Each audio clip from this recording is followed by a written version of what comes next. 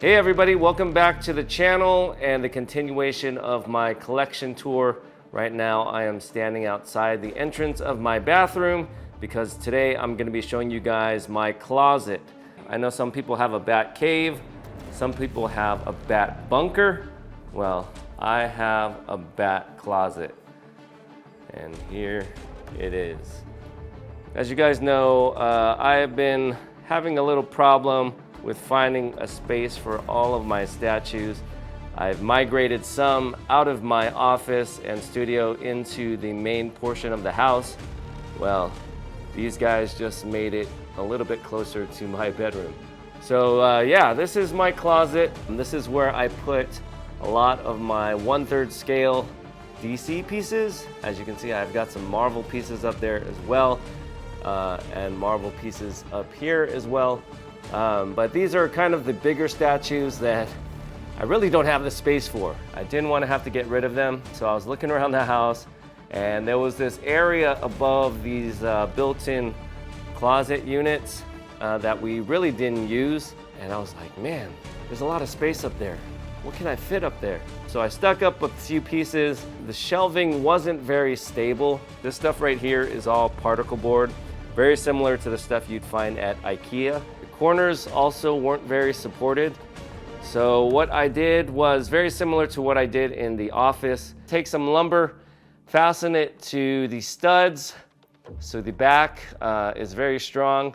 And then I ran some 1x1s along the front and basically created a very strong shelf. For the front there, I had a spare piece of this melamine, and I cut strips of it to kind of put on the front. And that kind of just blends everything together as if it was supposed to be that way. I think the actual closet units look a lot better now that I created that thicker top. Whoever moves in here after me is going to be able to put some pretty heavy things up there. The corners were very weak and unsupported, but now they're probably the strongest area of this whole shelf, just because they're supported by the studs on both walls. There you go. I was able to squeeze in a lot of these big statues. I could probably put a few more if I put these guys closer together, but I'm trying to hold off on buying really big pieces. So don't mind the mess down here. This video is all about the statues and not how tidy I keep my clothes. So this is basically my area over here. And then my wife has like from here on, although when I was building all this stuff, she moved all her stuff away so it wouldn't get dusty. And then those wigs right there are actually some cosplay stuff that Evan had. As you can see, we don't even use a lot of these areas up here. We got this cool little like folding area right here where we can fold some clothes. I was thinking maybe just like a huge big piece here would be nice, but you know, my wife says she needs an area to fold the clothes, so I guess I can't put anything there, but there is this area over here. You know you have a problem when everywhere you look in your own house, you're just trying to find perspective places to display statues. So let's take a look at these statues. All right, so all this stuff back here, that's all Prime 1 Studios, 1/3 scale Batman stuff. I do have a couple customs over here. This one is the custom Killer Croc. It was built to be 1/4 scale, but this thing is huge. It fits right in with these 1/3 scale statues. I think it's based on the Arkham games, but look at that detail in the scales and the skin texture. And then he came with a few portraits.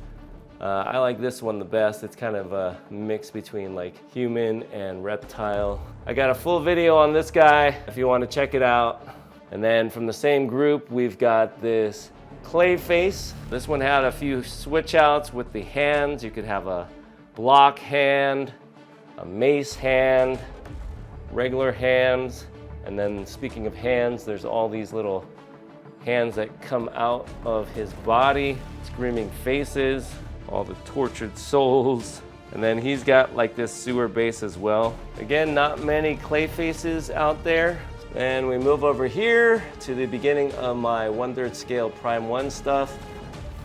In addition to the stuff that I showed you guys last time in the hallway. And this one right here is the Push Huntress with the sculpted cape. I was planning on collecting this entire line, but you know, they were just too slow at releasing things. But I thought this was a very cool rendition of Huntress. There's a few good quarter scale versions as well, but really love this one. Comes with a lot of different weapon switch outs. It's kind of leaning on this stone wall. Then moving over here, this is the Batman Dark Knight Returns Master Race. I guess this is Dark Knight Returns 3. This is actually an image from Dark Knight Returns. There was a Del Auto variant for Master Race, which featured this on the cover. So this is based on the artwork of Del Auto and not Miller. It's got the slightly older, larger Batman, very grizzled looking Batman. He's got the multiple batarangs in his hand, a few of those pouches. They did make a black version as well, although this is the version from the comics. I was surprised I was able to fit him in this corner. I had to lose the wings on this big eagle because they stick out way too far. So unfortunately, this statue is a little incomplete. All these statues look really cool up here because they're kind of on these rooftop bases where they're peering down at the city. Otherwise, I don't really like to display statues up high, but Batman and Venom kind of make a lot of sense because oftentimes they are posed up high looking downwards. And then we're moving on here. This is the Prime 1 Grim Knight. This is Batman from an alternate universe where he likes to play with guns. So this is sort of the Punisher Batman, like I mentioned in the video where I reviewed this guy. This one is based on the artwork of Jason Fabok. I happen to own the original art to that Jason Fabok cover. So I had to get this statue. So of course this guy is actually a villain in the storyline, teaming up with this guy down here, Batman Who Laughs. He's got a bunch of rifles on his back. Then down in the back here, we've got, amongst all these chains, more rifles and guns. Very cool design, very cool statue. Then we're moving over here. People were asking me if I had this one. This is the Detective Comics 1000 Jason Fabok Batman. Love the way the cape flows upwards like that. The design on Batman is really cool as well. It's not the classic Batman look, but that's why I have that Batcave version in my hallway. He's up here on this rooftop. The roof is not really to scale unless Batman is the size of King Kong, but it's just there to kind of tell a story. It's missing the smoke. I have it sitting right there, and that's basically because it just keys in one place right there on the corner, and it kind of just hangs over the edge here. I wasn't really trusting of that. I didn't want to be changing my clothes one day and have a bunch of smoke fall on my head. So I just opted to take it off, and you know, to tell you the truth, I don't really miss it. It does create some mystique to the whole piece, but you can see Batman, so that's all I care about. Definitely one of the best 1/3 scale Batman statues out there. And then moving on here, we've got the Lee Bermejo Joker. Lee Bermejo's probably got one of the craziest Joker designs out there. Very distinct and recognizable. This guy's got a more gruesome look, all the wrinkles and lines in his face. Then he's got this black jacket. He had a bunch of different hand switch outs and portraits. I've got a video on this one as well if you want to check it out. And then moving over here, we have the original Batman Hush. This one is the black version. I decided to keep this because it was the black version, and I have the blue version of the Batcave. This is a very cool design, although they did have some engineering flaws with the cape being a little bit too heavy, and that's why there's a little pillar back there to support it. But once they added that piece, there shouldn't be any problems. All right, then next to him, we've got the XM Studios Batman Who Laughs. This one actually has the wings, which I thought were really cool. We got the robins up here, chains, hands coming through the ground. Very creepy Halloween style statue there. I still like the Prime 1 1/3 scale a little bit better. This is a quarter scale, but I thought it was unique enough to have two. And then next to that one, I've got another winged character. This is, of course, winged Venom attacking Miles Morales here.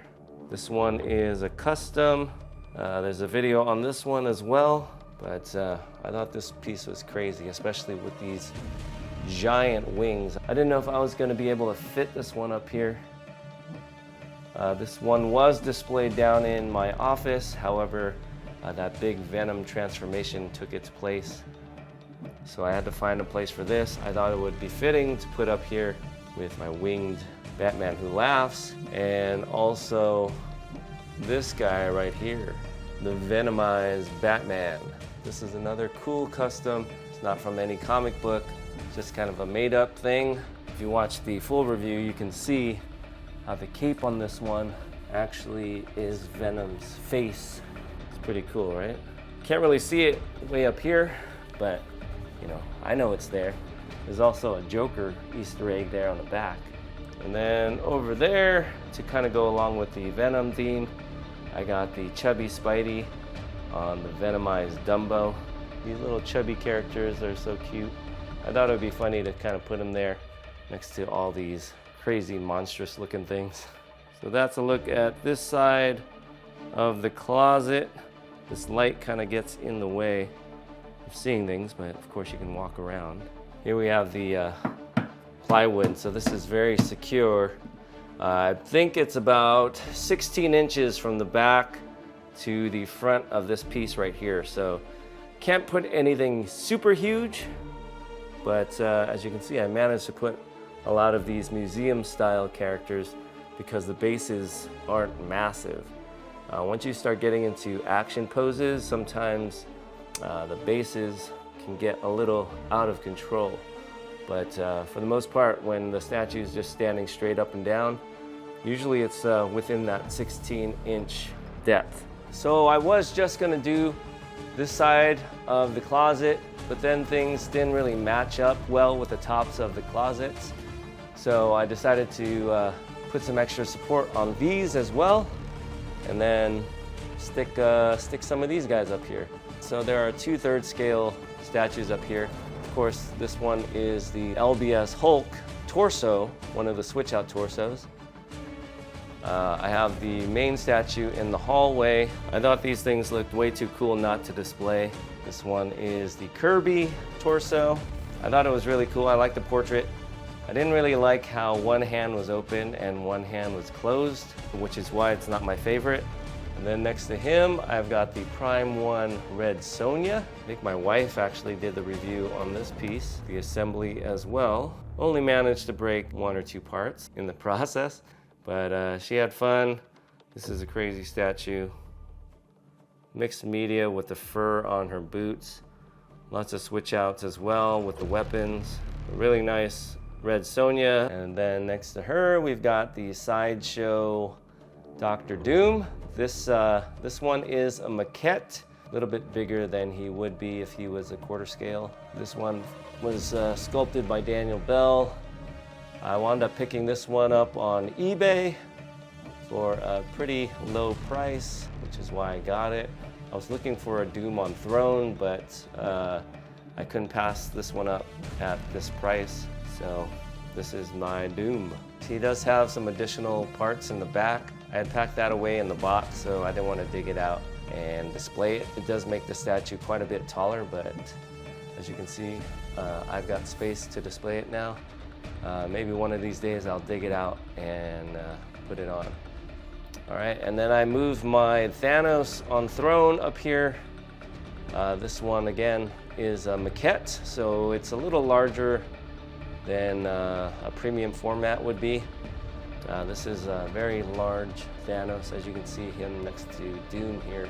But one of the very first statues that we reviewed on our other channel, EvanTube HD, I think it has over 1 million views. But this is definitely one of Sideshow's best pieces they've ever made. The throne itself is one of the best parts of this statue. From these skulls here to all this mechanical detailing. And then the back of the throne is pretty cool too. All right guys, so that was a look at my back closet, my Batman and Friends closet. Let me know what you guys think in the comments down below. This is not the main section of my collection, obviously, but I think it makes a nice little display. I walk in here while I'm brushing my teeth and just look up at these guys. I have got a few things that have come in that I need to unbox, so stay tuned. Those will be up on the channel shortly. Thanks for watching, and we'll see you guys next time. Bye-bye.